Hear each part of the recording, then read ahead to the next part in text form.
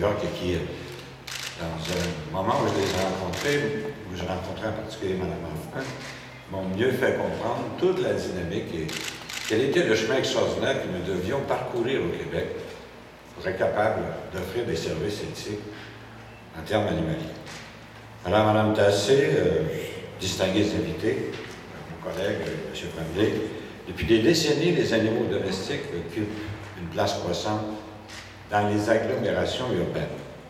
Et ça ne diminue pas. À Laval, le nombre de licences de chiens émises en 2011 atteignait 23 000, comparativement à 21 000 plus tôt en 2008.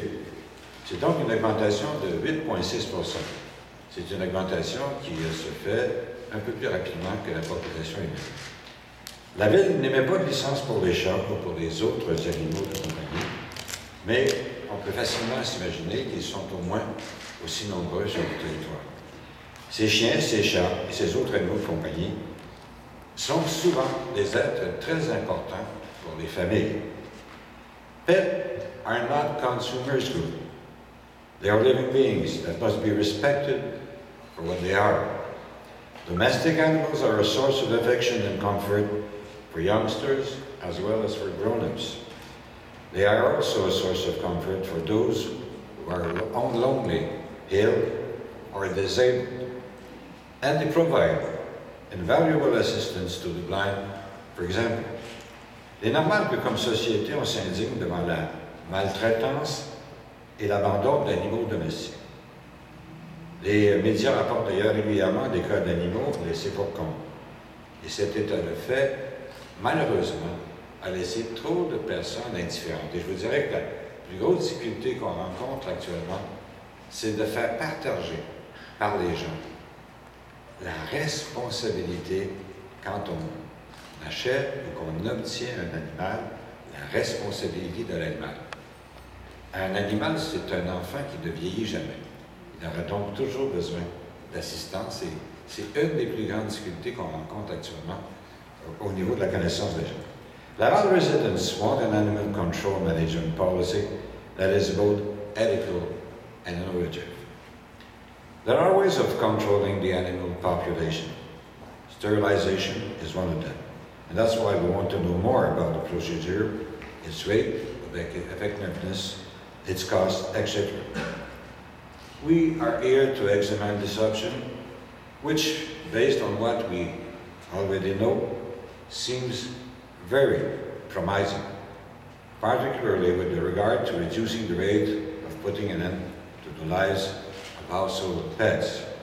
Je vais vous rappeler que dès l'automne dernier, la Ville de Laval a confié au Centre d'adoption d'animaux domestiques le mandat d'aider la Ville à mettre en place une gestion animalière qui soit véritablement éthique et innovatrice. In our city, we have set up animal services called les services animaliers de Laval, le campus, a non-profit organization whose president is the Honorable Lisa Frula, a former cabinet minister in Quebec as well as in Ottawa. We also plan on investing in the construction of a building that will house this organization in the industrial sector near Highway 25. In addition, we intend to launch the first campaign of microchip pets.